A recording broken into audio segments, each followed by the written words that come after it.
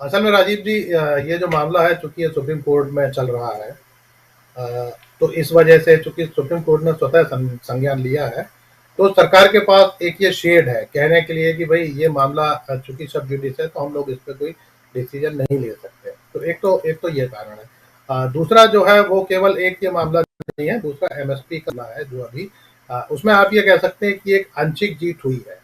आंशिक जीत इस तरीके से आप कह सकते हैं कि पहली बार ये एमएसपी जो है ये लोगों को समझ में आया कि एमएसपी है क्या।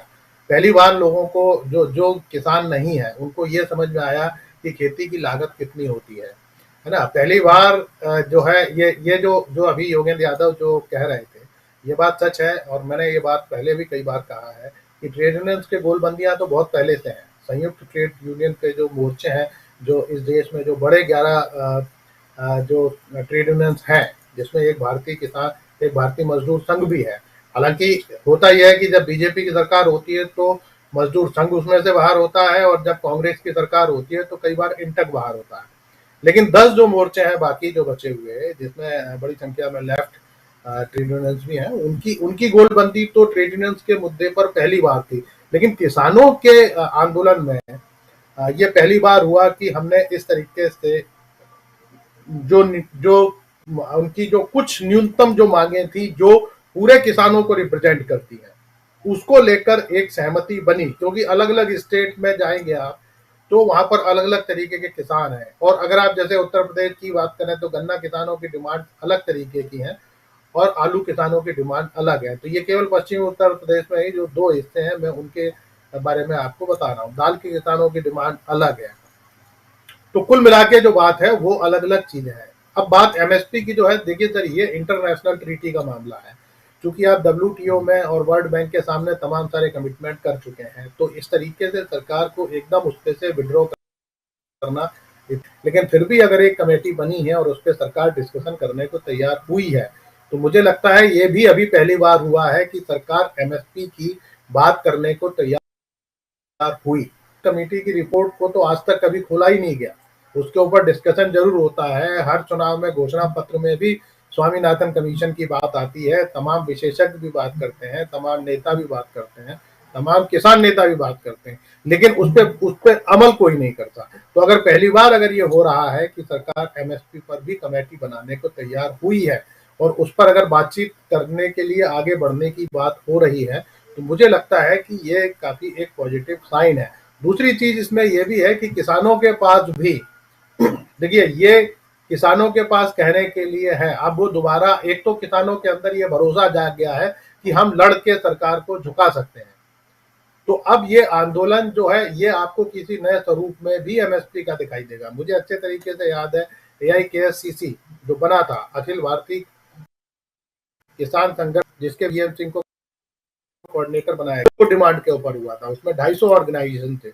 और ये जो तीन कृषि कानून को लेकर जब जब पंजाब के किसानों ने अलग आंदोलन शुरू किया था, उसके बाद वो एआईकेएससीसी के पास आए और उन्होंने ये कहा कि हम लोग संयुक्त रूप से इसको लेकर खड़े होते हैं। वो उनकी दो डिमांड थी, लागू करना। इन दो डिमांड के ऊपर पूरे देश के अंदर उन्होंने यात्रा की थी और पूरे देश के जो किसान संगठन थे उसको उन्होंने उसके साथ जोड़ा था। लेकिन उसमें हरियाणा, पंजाब और राकेश टिकैत का ऑर्गेनाइजेशन भारतीय किसान यूनियन ये नहीं था उसको उस पूरे गठबंधन में शामिल। तो उसके बाद एक ये मोर्चा जो है ये एक व्यापक मोर्चा हुआ, उसमें जो ऑर्गेनाइजेशन छूट गए थे वो ऑर्गेनाइजेशन भी शामिल हुए।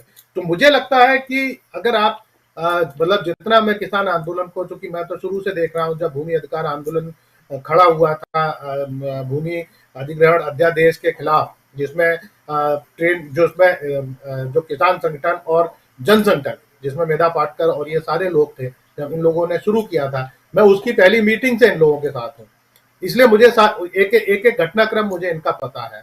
तो मुझे लगता है कि ये एक एक काफी पॉजिटिव साइन है। कम से कम एक आत्मविश्वास किसानों के अंदर भी ये जागा, जो अभी तक खुद को असहाय महसूस करता था और ये सोचता था कि मेरी लड़ाई लड़ने वाला कोई व्यक्ति नहीं है, या जो संगठन है वो जाति के आधार पर या धर्म के आधार पर इतने छोटे छोटे गुटों में बटे हुए थे कि वो व्यक्तिगत जो राजनीति है वही करते रहते थे। किसान जो संगठन है, कम से कम उनके ऊपर उनमें भी एक ये भरोसा जागा है कि आप व्यापक तौर पर देश के स्तर पर आप एक बड़ा आंदोलन किसानों का कर सकते हैं। जी राजीव जी देखिए, गांव में तो कुछ गांव में जरूर रोक था, सारे गांव में रोक नहीं थी, लोग जाते थे। आ, तो लेकिन लेकिन मैं थोड़ा सा जो आपने सवाल पूछा उससे थोड़ा सा हट के मैं बात करना चाहता हूँ। प्रधानमंत्री का एक लाल टोपी को लेकर एक पर लेकर काफी जो है सोशल मीडिया पे, असल में वो जो लाल टोपी है, वो लाल टोपी, आपको मैं एक बात बताऊं राजीव जी, ये जो पूरा जो जो जो गोलबंदी है किसानों की, जो मैं पहले भूमि अधिकार आंदोलन से लेकर और अभी तक की जो बात कर रहा था, बहुत सारा हमारा मीडिया है जो राकेश टिकैत को हीरो की तरह पेश करता है और ये बताता है कि सारा कुछ राकेश टिकैत की वजह से है। लेकिन मैं आपको बताऊं ये सब किसकी वजह से है। ये एक किसान नेता है हन्नान मोल्ला, ये सब उनका उनका परिश्रम है और वो सीपीएम के पॉलिट ब्यूरो मेंबर है। और वो जो लाल झंडा जो किसान आंदोलन में जो प्रधानमंत्री को दिखा, और जब वही लाल लाल टोपियां उनको उत्तर प्रदेश में दिखाई दी, तो हमारे यहाँ जब एक नारा लगता है कि जब लाल लाल लहराएगा तो होश ठिकाने आएगा, तो ये होश ठिकाने आ गया है ना। मैं देखिए, सबसे बड़ा इस पूरे किसान आंदोलन में जो सबसे बड़ा संगठन था वो था अखिल भारतीय किसान सभा, जो 28 राज्यों में जिसका संगठन है। आपको अगर याद हो, कुछ समय पहले मुंबई के लिए नासिक से एक किसानों का मार्च निकला था जिसने बड़ी बहुत पॉपुलैरिटी हासिल की थी। उसके नेता थे अशोक धवले। जो ये 5 कमेटी जो 5 सदस्यीय जो कमेटी बनी थी किसान से नेगोशिएशन करने वाली, उसमें अशोक धवले हैं। तो किसान सभा का इसमें बहुत बड़ा, उसकी अपनी मेंबरशिप कम से कम 2.5 से 3 करोड़ किसानों की मेंबरशिप उनकी है। उसके बाद उनका खेत मजदूरों का संगठन अलग है। तो इसका इस पूरे ये जो पूरा है, और आप देखिए वो जो हन्नान मोल्ला की सबसे जो बड़ी खासियत है वो ये है कि वो इतने डाउन टू अर्थ हैं कि वो कभी भी मीडिया पॉपुलैरिटी के लिए सामने आने की कोशिश नहीं करते। अगर आप अगर भूमि अधिकार आंदोलन में भी देखेंगे तो उस समय भी मेधा पाटकर वगैरह ही नेता थी। हन्नान मोल्ला उस समय भी बहुत ज्यादा फ्रंट लाइन में नहीं थे। तो हन्नान मोल्ला बैक स्टेज में रहकर उन्होंने जिस तरीके से इसको सबको, और सबसे बड़ी चीज देखिए आंदोलन में जो सबसे बड़ी चीज होती है वो ये होता है कि जो बड़ा ऑर्गेनाइजेशन है उसका जो लीडर है वो अपना ईगो छोड़कर अपने छोटे जो ऑर्गेनाइजेशन है उन लोगों को आगे बढ़ाए या उनको प्रमोट करे। तो ये सबसे बड़ी चीज होती है। तो ये तो मैंने अपनी जो मेरे को बात कहनी थी वो मैंने कह दी। अब बात आपकी जो है, देखिए ये एक परसेप्शन बन गया है। बीजेपी को जितना नुकसान होना था उतना हो चुका है। अगर इनको ये काम करना था, अगर ये 2 महीने बाद कर लेते तो शायद इनको कुछ फायदे हो जाते। अभी जैसे प्रकाश जी जो कह रहे थे कि गन्ना किसान की बात है या आलू किसान की बात है, इस समय देखिए आप आलू किसान बहुत परेशान है क्योंकि आपने जो विदेशों से आलू मंगाया उसकी वजह से यहाँ पे रेट गिर गया। हम लोगों के इलाके में, मैं चूंकि आगरा जिले का रहने वाला हूँ, सबसे बड़े आगरा की पट्टी है। आपको आश्चर्य होगा कि आलू के किसान इस बार सरसों कर रहे हैं, उन्होंने आलू नहीं किया। इस बार आलू का रकबा बहुत कम हुआ और आलू बहुत महंगा जाने वाला है ना। तो इनकी ये जो अलग अलग जो समस्याएं किसानों की, अब वो समस्याएं उभर सामने आएगी। इसलिए सामने आएंगी क्योंकि अब ये बात किसानों को समझ में आ गया है कि ये इनकी इन समस्याओं का सीधे सीधे सरकार से संबंध है। अभी तक तो ये होता था कि हमारी परेशानियों का कारण पूर्व जन्म के कर्म थे, लेकिन अब यह समझ में आ गया है कि हमारे परेशानियों का कारण पूर्व जन्म के कर्म नहीं, हमारे इसी जन्म के कर्म है जो हमने वोट देकर ऐसी सरकार चुन दी जो हमारी बात नहीं सुनती या हमारे लिए परेशानियां खड़ी कर रही है। तो जब ये बात समझ में आ गई है तो इसके रिफ्लेक्शन और होंगे।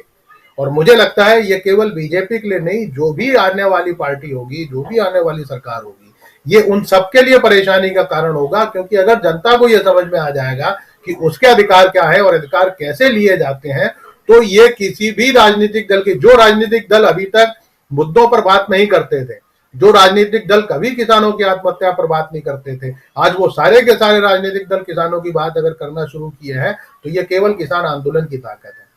और मुझे लगता है यही ताकत अब दूसरे जो संगठन है या जो दूसरे लोग हैं, जो बेरोजगार हैं, जो मजदूर हैं, जो महिलाएं हैं या जो जो अल्पसंख्यक हैं, वो भी अपने अधिकार दिखाएंगे। आप देखिए अभी अभी फारूक अब्दुल्ला ने क्या कहा कश्मीर में, उन्होंने ये कहा कि आपको किसानों जैसा बलिदान देना पड़ेगा दोबारा धारा 370 की बहाली का। तो ये देखिए ये पॉलिटिकल मैसेज है, छोटी चीज नहीं है।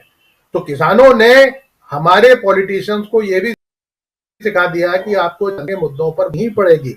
अभी तक जो आप बैठकर जो लफाजी करते रहते थे, जो हिंदू मुसलमान करते रहते थे, उससे आपका काम नहीं चलेगा। बस एक आखिरी बात और मैं कहूंगा, अभी केशव प्रसाद मौर्य ने 6 दिसंबर को मथुरा की बात की। मेरे पास जो वीडियो आया था उसमें केवल 3 लोग थे जो मस्जिद के सामने नारे लगा रहे थे। ठीक है, सोशल मीडिया पे उसको या जो मेन स्ट्रीम मीडिया है उसने उसको भले ही कवरेज दिया हो, लेकिन पब्लिक की तरफ से रेस्पॉन्स नहीं था। ये वही इलाका है जहां पर किसान आंदोलन का सबसे ज्यादा असर है। ये पूरा पश्चिमी उत्तर प्रदेश, मतलब मैं अगर उत्तर प्रदेश की बात करूं, है ना, तो ये सिर्फ ये कहना है कि ये जो अभी जो अमलेंदु जो कह रहे थे कि जो सांप्रदायिक जो इन्होंने खाई पैदा की थी, जो हिंदू मुसलमान की खाई पैदा की थी, उसको जिस तरीके से इसने जोड़ा, और यही चीज है, यही बात है, अगर आपको इस देश को बचाना है तो आपको आंदोलनों को तेज करना पड़ेगा।